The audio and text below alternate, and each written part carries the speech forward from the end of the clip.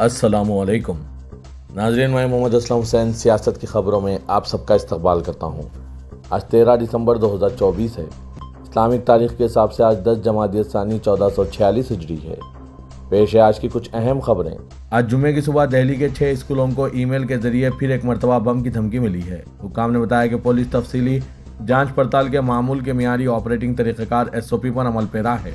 School Bhatnagar public school, पसम Vihar, Cambridge school, Srinivaspuri, DPS Kailash के मशरक़ जनूबी Delhi public school, defence colony, Delhi police public school, Safdarjung enclave और वेंकटेश पब्लिक स्कूल रोहिणी तो धमकी आमिल ईमेल मौसूल हुए हैं। धमकियों ने वालिदैन और हुक्काम में खौफ व हरास फैला दिया है। दिल्ली पुलिस के एक बयान में कहा गया कि जहां भी इस तरह के मेल मौसूल हुए, हम तफसीली चेक करने के मामूल के SOP पर अमल कर रहे हैं। जुमे की सुबह 4:30 बजे पहला अलर्ट मिलने के बाद फायर डिपार्टमेंट के एहलकार और पुलिस की टीमें जाए वक़ूफ़ पर पहुंच गई और मुकम्मल मुआयने के बाद हुक्काम ने बताया कि किसी भी स्कूल में कोई मशकूक चीज़ नहीं मिली है।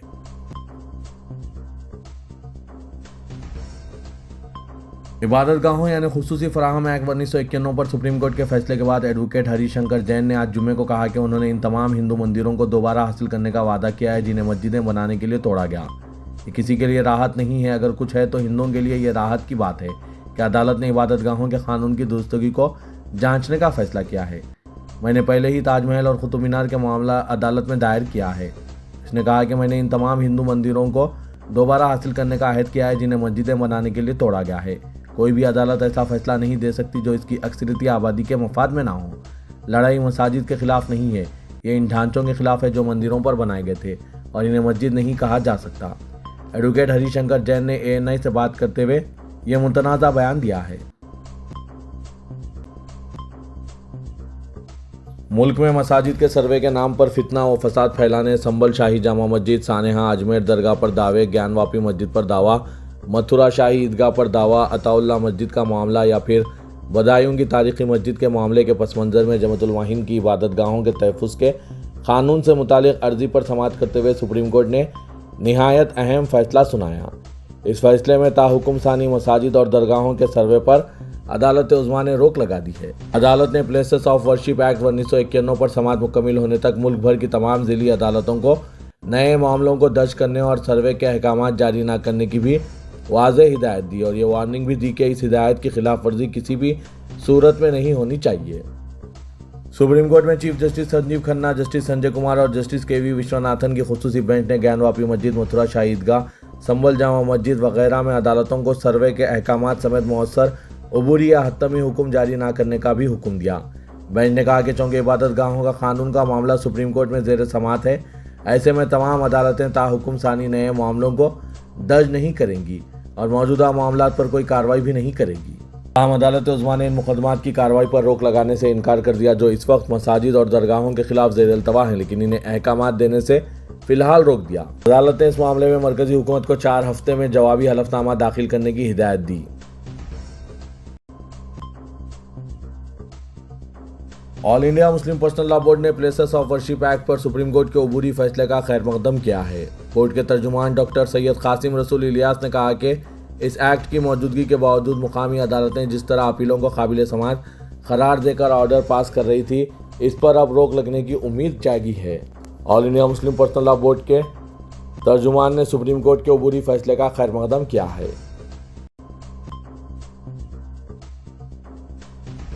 मरकजी काबीना ने 2 बिल्स मंजूर किए हैं जिनमें एक मुल्क एक चुनाव पर अमलावरी के लिए दस्तूर में तरमीम का बिल भी शामिल है। इम्कान है कि पार्लियामेंट के जारिया सरमाई सेशन में इन बिल्स को पेश किया जाएगा। ज़राए ने यह बात बताई। काबीना ने फिलहाल लोकसभा और कानून साज असम्बलियों के इंतखाबात के बैक वक्त इनेकाद के लिए बिलों के मसूदे को मंजूरी दे दी। साबिक़ सदर जमहूरिया रामनाथ कोविंद की ज़ेर क़यादत आला सतही कमेटी ने मरहलेवार तौर पर बल्दिया व पंचायत इंतखाबात और कौमी और रियासती इंतखाबात एक साथ कराने की तजवीज़ पेश की है। काबीना ने फिलहाल सिर्फ लोकसभा और असम्बली इंतखाबात के बैक वक्त इनेकाद की तजवीज़ को मंजूरी दे दी। बाद में मुकामी इंतखाबात भी एक साथ कराए जाएंगे।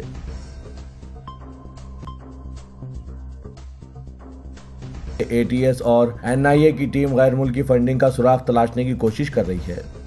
इस सिलसिले में झांसी में NIA और ATS की मुश्तरका टीम ने कोतवाली इलाके में वाक़ सलीम बाग दतिया गेट के रहने वाले मुफ्ती खालिद के यहाँ छापा मारा, जो बुनियादी तौर पर दीनी तालीम की ऑनलाइन और ऑफलाइन क्लासेस चलाते हैं।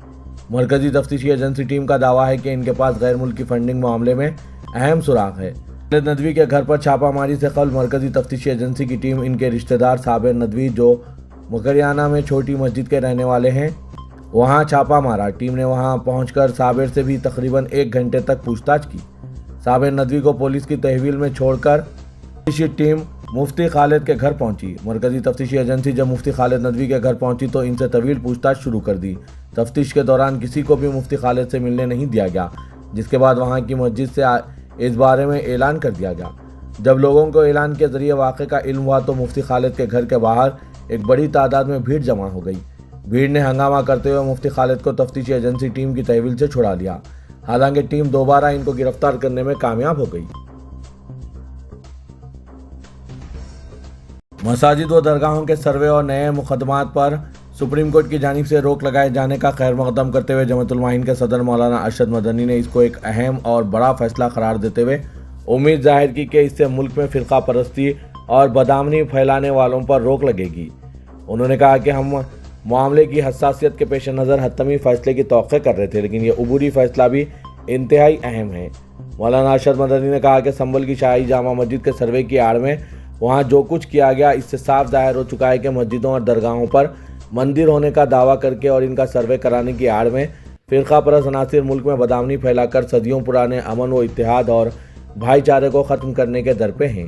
इसी वजह से फ़िरका परस्त अनासिर को इबादतगाहों का तहफ़्फ़ुज़ एक्ट की तरह चुभ रहा है और वो इसे किसी न किसी तरह रद्द कराने की खतरनाक साजिश कर रहे हैं। कौमी तफ्तीशी एजेंसी यानी NIA ने जम्मू कश्मीर, आसाम, महाराष्ट्र, उत्तर प्रदेश और गुजरात में 19 मुकामात पर छापेमारी कार्रवाई की है। हुकाम का कहना है कि NIA ने पाकिस्तान की दहशतगर्द तंजीम जैश ए मोहम्मद के जरिए नौजवानों को बुनियाद परस्त बनाने और मुल्क में दहशत फैलाने की साजिश की तहकीकात के सिलसिले में कई रियासतों में छापामार कार्रवाई की है। इस मुहिम का मकसद अस्करियत पसंद के प्रोपेगेंडा और इंतहा पसंदाना सरगर्मियों के फैलाव का मुकाबला करने की कोशिश पर तवज्जो मरकूज करना था। इस सिलसिले में उत्तर प्रदेश के झांसी और देवबंद से भी कुछ लोगों को हिरासत में लिया गया। झांसी में ऑनलाइन मजहबी तालीम देने वाले मुफ्ती खालिद नदवी को हिरासत में लिया गया, जिसके बाद वहां हंगामा हो गया। इन पर गैर मुल्की फंड हासिल करने का इल्ज़ाम है। दूसरी तरफ देवबंद से भी 2 तालिब इल्मों को हिरासत में लिया गया। NIA और ATS की टीम ने मुश्तरका तौर पर देवबंद के मोहल्ले टपरी में वाक़े एक चाय फरोश के घर छापा मारा और कई घंटे तक मकान के दरवाजे बंद कर अहले खाना से पूछगुछ की। मुकामी लोगों का कहना है कि NIA और ATS की टीम ने 2 रोहिंग्या मुस्लिम नौजवानों को हिरासत में लिया है। बताया जा रहा है कि बर्मा के रहने वाले रोहिंग्या मुस्लिम नौजवानों को हिरासत में लेने के बाद देवबंद में कार्रवाई की गई। वहीं बिहार के सीतामढ़ी के बाजूपट्टी इलाके से अब्दुल अलीम अंसारी को हिरासत में लेकर पूछगुछ की गई। बाद में थाने से रिहा कर दिया गया, मगर इनका मोबाइल फ़ोन जब्त कर लिया गया। रियासत महाराष्ट्र के परभनी जिले में तशद्दुद के बाद अब तक 8 केसेस दर्ज किए गए हैं और 50 लोगों को गिरफ्तार किया गया है।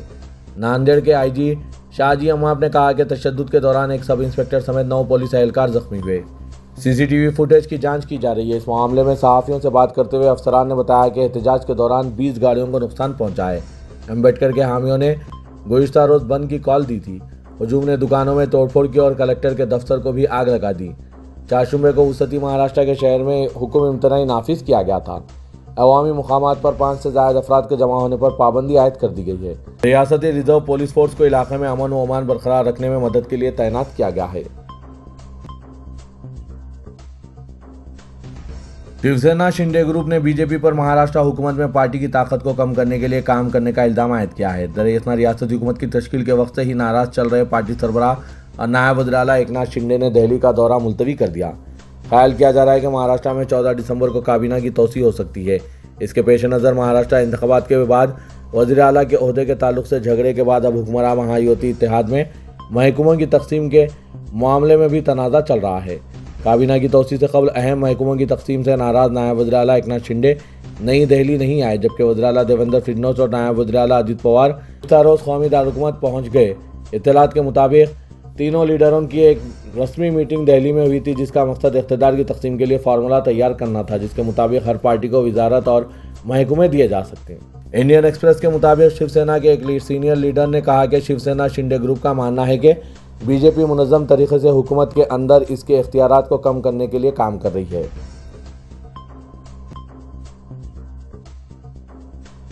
संभल में तशद्दुद के बाद पुलिस की कार्रवाई जारी है। समाजवादी पार्टी के मेंबर पार्लियामेंट जियाउर रहमान बर्क के इलाके में सर्च ऑपरेशन के दौरान बड़ी कार्रवाई के बाद अब बुलडोजर कार्रवाई की गई। जिला मजिस्ट्रेट और पुलिस कप्तान ने पुलिस फोर्स के साथ गश्त के बाद सरकारी इमलाक पर नाजायज कब्जा करने के इल्ज़ाम लगाते हुए इस पर बुलडोजर चला दिया। एक दुकान में बिजली के खंभे पर नाजायज कब्जा करने का इल्ज़ाम लगाकर बुलडोजर की कार्रवाई की गई। पुलिस इंतजामिया की इस कार्रवाई से खलबली मच गई। कार्रवाई के बाद DM doctor Rajendra Singh, police कप्तान कृष्ण कुमार विश्नोई ने पुलिस इंतजामिया और पीएसी आरआरएफ के साथ समाजवादी पार्टी रुकने पार्लियामेंट जियाउर रहमान बर्क के इलाके में गश्त किया। हुक्काम ने दीपा सराय चौक में एक दुकान के अंदर खंभे और कुएं के गैरकानूनी कब्जे पर बुलडोजर कार्रवाई की हिदायत दी, जिसके बाद बल्दिया से बुलडोजर मंगवाया गया और दुकान को मुस्मार कर दिया गया।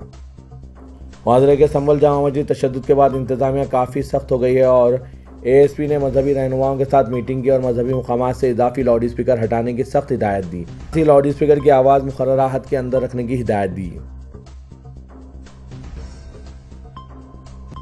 आसाम हुकूमत ने रियासत में आधार की तौसीक के लिए एक सख्त तरीक़ेकार को मंजूरी दी है, जिसके तहत आधार की दरख्वास्त के साथ एनआरसी की दरख्वास्त की रसीद पेश करना लाजमी होगा। एनआरसी की दरख्वास्त की रसीद के नंबर के बगैर आधार की दरख्वास्तों को मुस्तरद कर दिया जाएगा। चीफ मिनिस्टर हिमंता बिस्वा शर्मा ने बताया कि आज से महज आधार कार्ड के लिए दरख्वास्त दाखिल करने का मतलब कार्ड का हुसूल नहीं होगा। इस मियारी तरीक़ेकार के नतीजे में हम एक ऐसा माहौल पैदा करेंगे जिसके ज़रिए मशकूक शहरियों को यूआईडी हासिल करने से रोका जाएगा। मरकज़ी हुकूमत के मुलाजिम जो दीगर रियासतों से ताल्लुक़ रखते हैं लेकिन आसाम में कारकर्द हैं, इन्हें इस कायदे से इस्तिस्ना हासिल होगा। आसाम की अपोजिशन कांग्रेस और तृणमूल कांग्रेस ने आधार से एनआरसी को जोड़ने के फैसले के बाद आसाम को कमज़ोर जमहूरिया करार दिया। तेलंगाना हाईकोर्ट ने ओहदेदारों की जानिब से गैर कानूनी तामीरात की इजाज़त और फिर बाद में हुकूमत की जानिब से इंतज़ामी कार्रवाई के रवैये पर सख्त बरहमी का इजहार किया और गैर कानूनी तामीरात की इजाज़त देने वाले ओहदेदारों के खिलाफ कार्रवाई की तजवीज़ पेश की।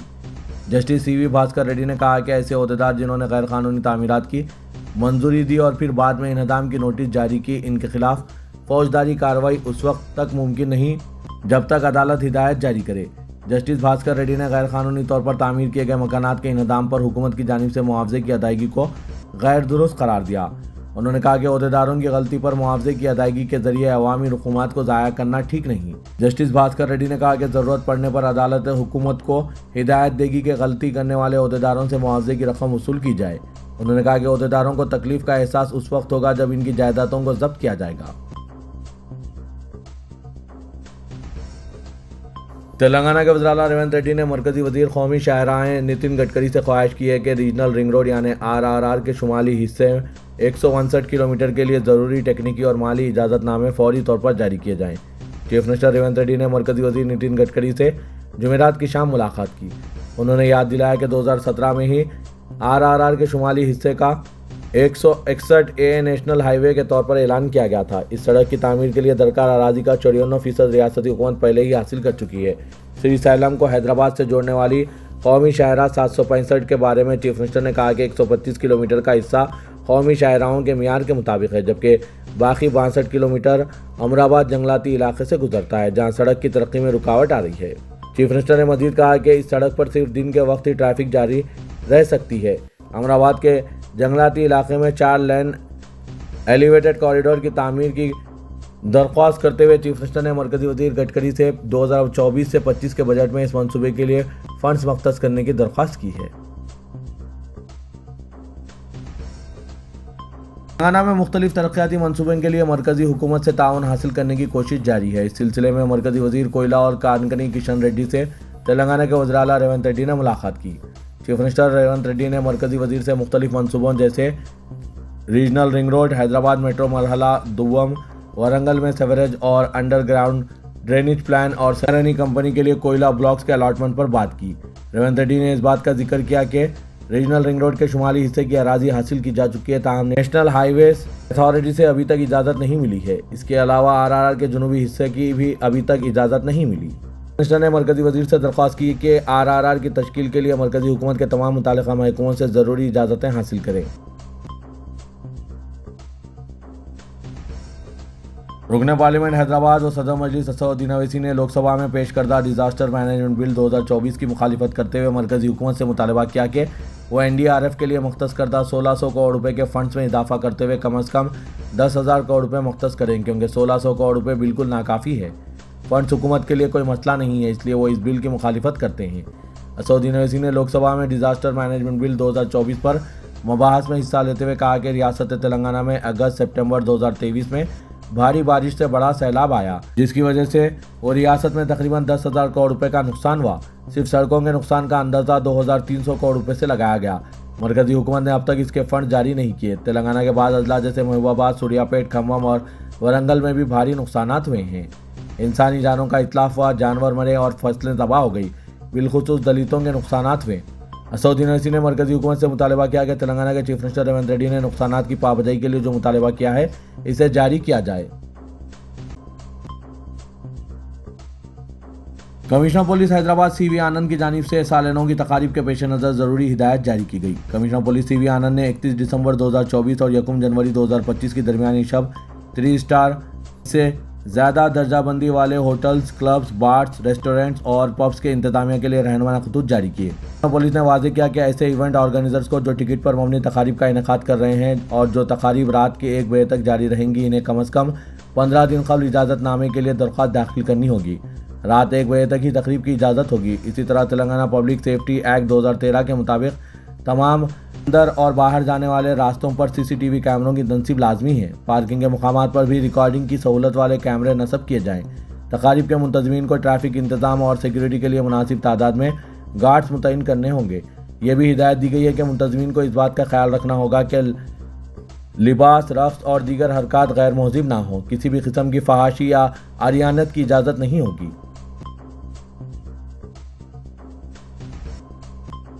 लगचरला वाक़े के सिलसिले में संगारेड्डी जेल में महरूस एक कैदी किसान की जानिब से सीने में दर्द की शिकायत करने पर इसे हथकड़ी डालकर दवाखाना ले जाया गया, जिसकी तस्वीर से एक नया तनाज़ा खड़ा हो गया। कबायली किसान जिसकी शिनाख्त हिरबा नायक के तौर पर की गई है, इसको जेल में हथकड़ी पहनाकर दवाखाना लाया गया। लगचरला में 1 माह पहले हुसूल अराज़ी की मुखालिफत करने पर इस किसान के साथ दीगर 16 किसानों को अदालती तहवील में दिया गया था। गुज़िश्ता शाम नायक ने सीने के दर्द की शिकायत की। इसे मुकामी सरकारी क्लिनिक ले जाया गया, तहाँ महकमा मुहाबिस के ओहदेदार इसे मुनासिब तिब्बी इमदाद फराहम करने या इसके ख़ानदान को इत्तला देने में नाकाम रहे।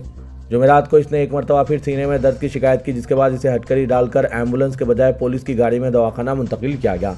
इसके अरकान ख़ानदान ने इल्ज़ाम लगाया कि दवाखाने में इससे मुलाकात की इजाज़त नहीं दी गई। मीडिया की तवज्जो दिलाने के बाद हुक्काम नायक को गांधी हॉस्पिटल मुंतकिल करने या फिर बेहतर इलाज के लिए निम्स मुंतकिल करने के लिए राज़ी हुए। इस वाक़े पर चीफ मिनिस्टर रेवंत रेड्डी ने तफसीली तहक़ीक़ात की हिदायत दी है। उन्होंने ओहदेदारों को हिदायत दी कि वो रिपोर्ट पेश करें। चीफ मिनिस्टर ने ओहदेदारों से नायक की सेहत के बारे में मालूमात हासिल और ओहदेदारों की इस कार्रवाई पर शदीद नाराज़गी का इजहार किया।